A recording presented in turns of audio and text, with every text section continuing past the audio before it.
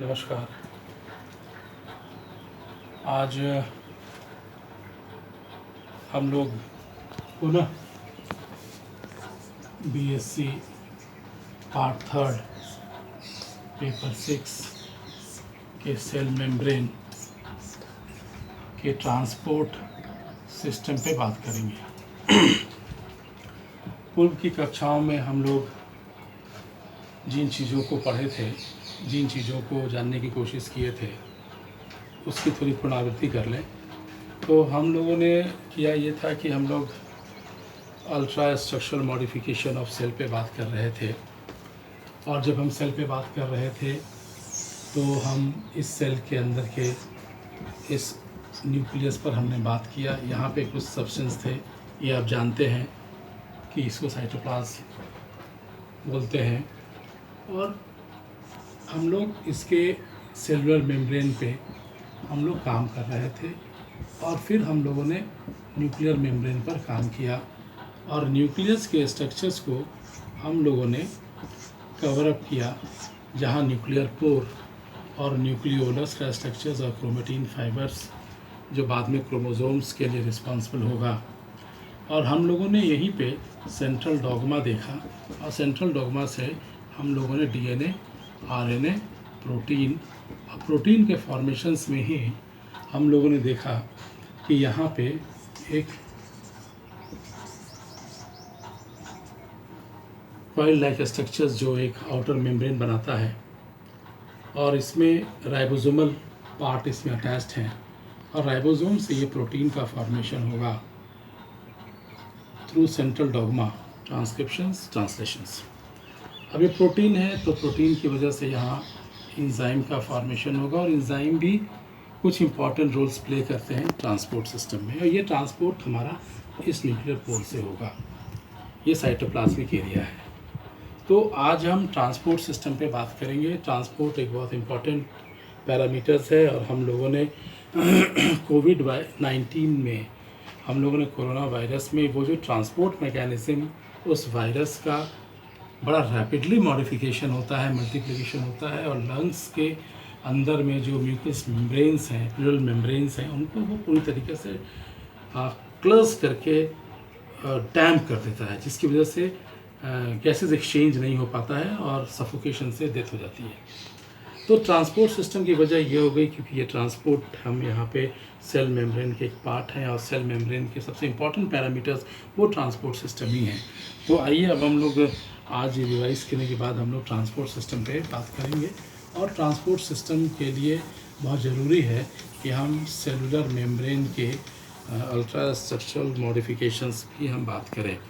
तो हमने ये देखा था इसके स्ट्रक्चरल पार्ट में कि ये सेल मेम्ब्रेन का ये जो पार्ट है, इसके जब मॉडिफिकेशंस पे हम गए तो हमने देखा कि ये एक middle double layer of phospholipid and 2 protein layer either sides, और यहाँ पे एक प्रोटीन का कंपोनेंट है। ये हम लोगों ने इसको देखा था। ये पोलर हेड हो गया, पोलर हेड, और ये हो गया नॉन पोलर हेड। प्रोटीन ये अंदर की ओर है, एक इंटीग्रल प्रोटीन, सरफेस की तरफ एक पेरिफेरल प्रोटीन, और प्रोटीन जो यहाँ पे हमने देखा कि प्रोटीन का फॉर्मेशंस आरएनए, डीएनए, और ये central dogma. Now the protein is playing a very important role here for the transport of the substance from outside to inside. और ये जब ट्रांसपोर्ट ऑफ सब्सटेंस होंगे तो वैसे केसेस में हमको ये देखना होगा कि यह ट्रांसपोर्ट सिस्टम किस तरीके से स्प्लिट करता है। तो ट्रांसपोर्ट चैनल्स में हम लोग सेल मेम्ब्रेन के ऊपर में ये एक छोटा पोर है। अब आपको मैंने ऑब्जर्वेशंस में बताया था, जब हमने कुछ चने, कुछ ग्राम सीड्स लिए थे, और उसमें हम लोगों ने उसका एक ऑब्जर्वेशन देखा था। तो आप ये देखेंगे कि ये आउटसाइड है और ये इनसाइड है, outside membrane side and inside the membrane. तो यहाँ पे अगर ये सॉल्यूट पार्ट है, ये सॉल्यूट्स है, ये सॉल्यूट्स है, तो इसका ट्रांसपोर्ट आसानी से हो जाता है। लेकिन अगर कोई सॉल्यूट्स बड़ा है तो इसके ट्रांसपोर्ट के लिए यहाँ पे एक एनर्जी की आवश्यकता होती है, and this energy is very important. ये एनर्जी कहाँ से आएगा? Now the question is here, energy कहाँ से आएगा?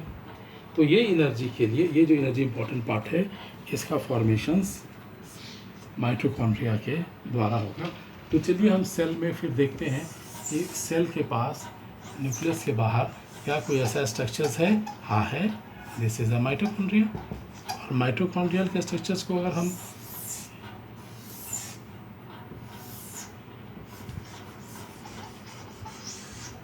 ये पृष्ठीय पार्ट है और यहीं पे ग्रैनुल्स लाइक स्ट्रक्चर्स हैं जो एटीपी फॉर्मेशंस के लिए यहाँ जो क्रेब साइकिल सीक्वेंसिंग यहाँ है, और ये क्रेब साइकिल से एटीपी का फॉर्मेशन होगा, और ये एनर्जी की आवश्यकता होती है to transport, to allow the substance to pass from the outside to inside with the support of energy. तो यहाँ पर एक्टिव ट्रांसपोर्ट होगा। चूँकि ये फ्री मूवमेंट है, इसीलिए पैसिव ट्रांसपोर्ट, और पैसिव ट्रांसपोर्ट में हम किसी भी तरह की कोई एनर्जी की आवश्यकता हम उसको नहीं देखते हैं। देखिए, ये जब ट्रांसपोर्ट होगा तो यहीं पर कुछ इम्पॉर्टेंट कैरियर प्रोटीन्स होते हैं।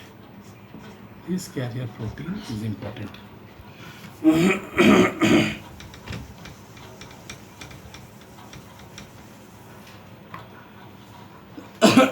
Now this carrier protein. So carrier protein is responsible for the substance, और ये carrier protein जब काम करेंगे from the transport of substance, ये प्रोटीन फॉर्मेशन कहाँ से हुआ? तो ये प्रोटीन का फॉर्मेशन ये थ्रू सेंट्रल डोग्मा।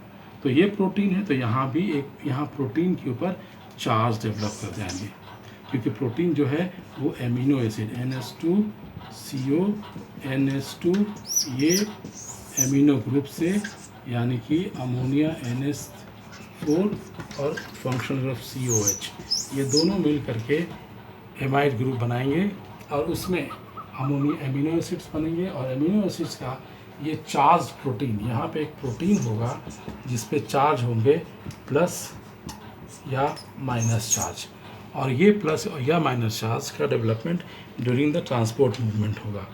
तो यहाँ पे एक कैरियर प्रोटीन होगा, यहाँ पे एक चार्ज प्रोटीन होगा, और चार्ज प्रोटीन की वजह से इसका एक मूवमेंट होगा।